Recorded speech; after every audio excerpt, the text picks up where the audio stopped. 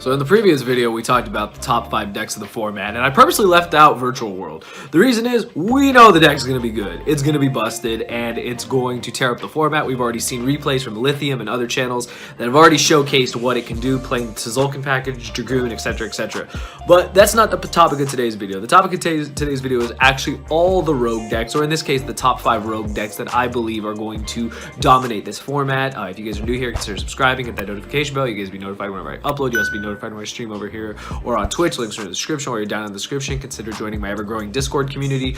If you want to purchase any of the cards for the decks that I talk about, or just cards in general, use my TCG player link, as the portion of what you spend goes back to the channel. It helps me out, and I really do appreciate it. And last but not least, if you further want to support me in the channel, consider becoming a channel member by clicking the join button or joining my Patreon. With all that out of the way, you guys, I'm going to cut to the chase. These are the top 5 decks. Now, number 5, I'm going to start right now, is without a doubt the back row decks. Now, this was the hardest part, is deciding, okay, which one. Some people thought Dragoon Guru belonged in the top decks of the format, the top 5 best decks, and while you can make a strong argument for it, I did not believe that it deserved a spot. Reason being, it was very good last format towards the end of the format. Dragoon obviously is what makes it so strong. The control of Dragoon, the control of there can only be one summon limit Guru, the whole Subterra engine, etc. But I felt that it was not performing to the level we thought it could. Towards the end, it was starting to pick up more steam, but then of course we get our ban list. Now the deck is even better, but it's not the only deck. There are so many back row decks, as you can see, that I have represented here. There's Subterrors, there's Altergeist, Sky Striker, back row stun decks like Eldritch Stun. There's just so many variants. I had to put them into their own category as just kind of like a back row slash stunny deck. I think Subterror is by far one of the best. I think it's just amazing what it can do.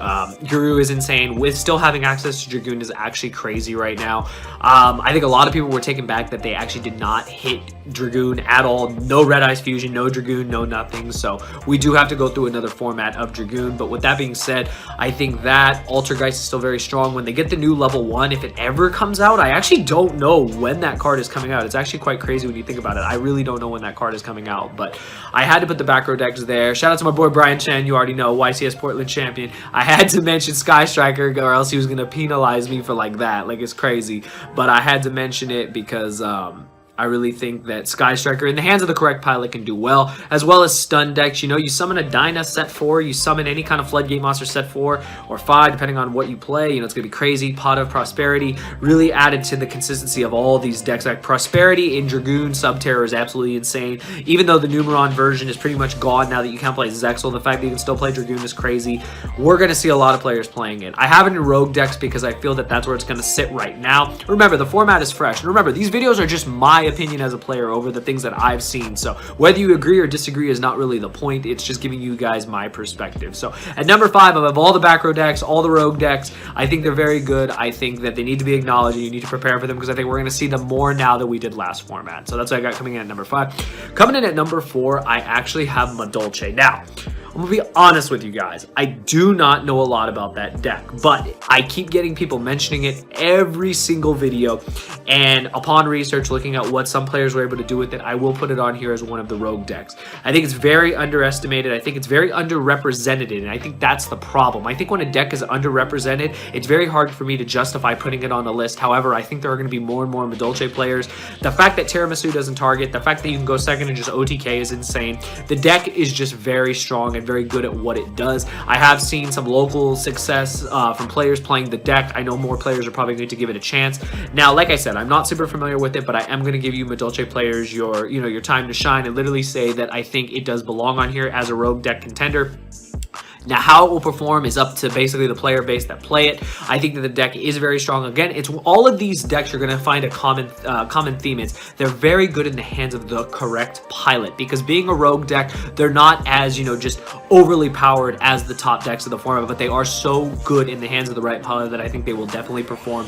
And I had to put Madolches on here because I believe, along with other content creators that have mentioned Madolches, I was like one of the only ones that didn't, just for the fact that I didn't see a lot of representation of it, but maybe it's my area. I don't don't see it in. Maybe more players see it in other areas. So I definitely will give you guys your dues. That Madolche, I will have you here at number 4 because you don't fall into the category of the back row decks. The back row decks, like I already mentioned, but I'll have you guys here at number 4 because I think the deck has a lot of potential. Again, in the hands of the correct pilot, I think the deck will do wonders. And I'm actually very excited to see what Madolche can do because, you know, it's been a while since Madolche were really like on top. I don't expect them to be on top, but I expect them to have higher representation and therefore see more play in the format. So that's what I got at number 4.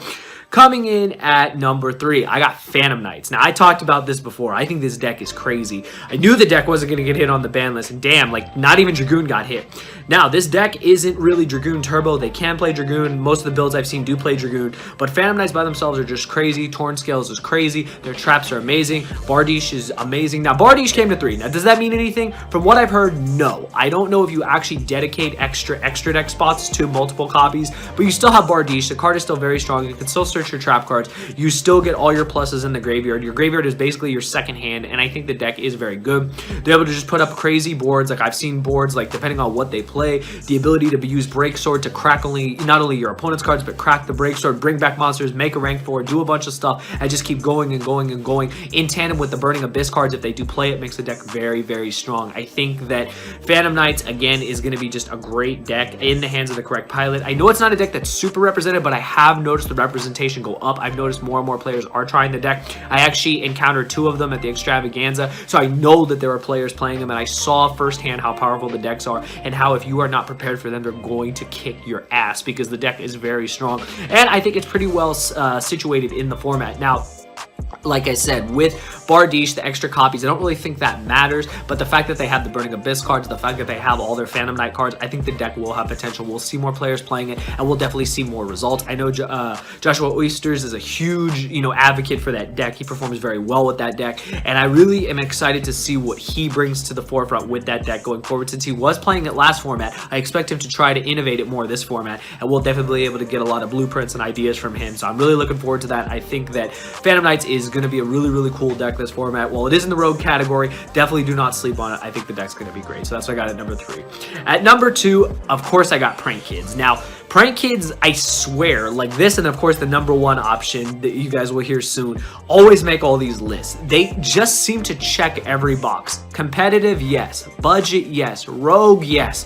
They're just the whole package. Now, they're not the best deck in the game, but in the hands of the good pilot like Hanko Chow or someone that plays Prank Kids religiously, you will find success. The deck is very strong. 1-card combos with Meow Meow Mew, like that's just crazy. I think the deck, again, is very underrepresented, but maybe we will see more players gearing towards it and tailoring their builds towards the format. Now that you don't have to deal with VFD, I think the deck has more chance to play. While they are susceptible to certain hand traps, pretty much every deck in the format is susceptible to some form of hand trap, but I think Prank Kids are very strong at what they can do. Being able to play on the opponent's turn as well is very strong. Being able to just keep recurring your advantage with Prank Kids pranks and stuff is just crazy. I think the deck is very strong, just a very good fusion deck, and I expect a lot from the players that pilot it going forward. So I have to have Prank Kids at number 2. I think it'd be a disservice if I didn't.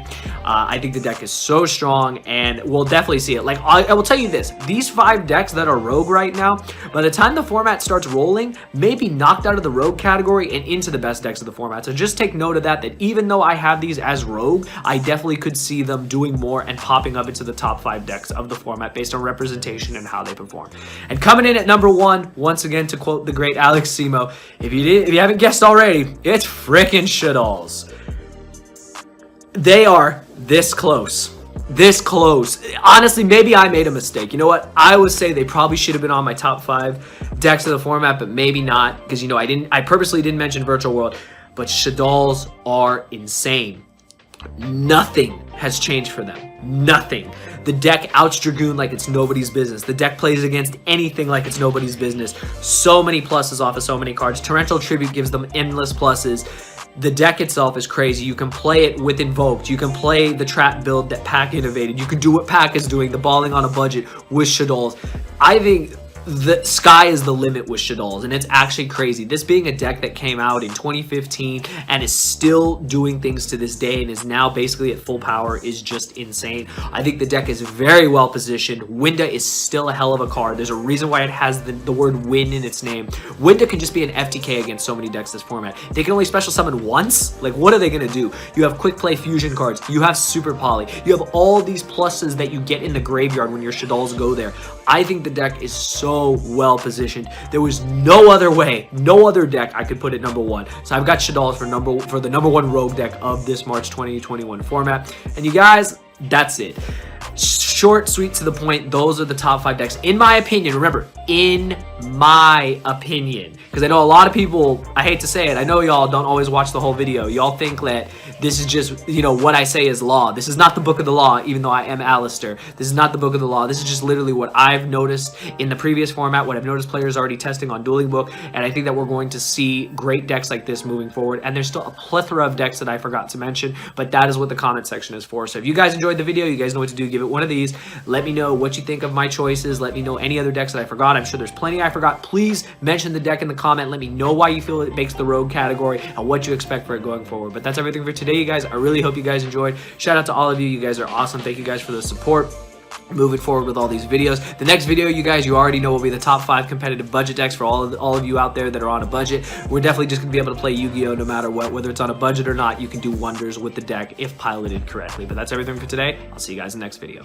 Oh yeah, one more thing. You thought I forgot. The best rogue deck of 2021. Pure Mech Knight, baby. We just played our first remote duel local. We got 3rd place. We played against all meta. Best rogue deck 2021. You already know. See you guys later.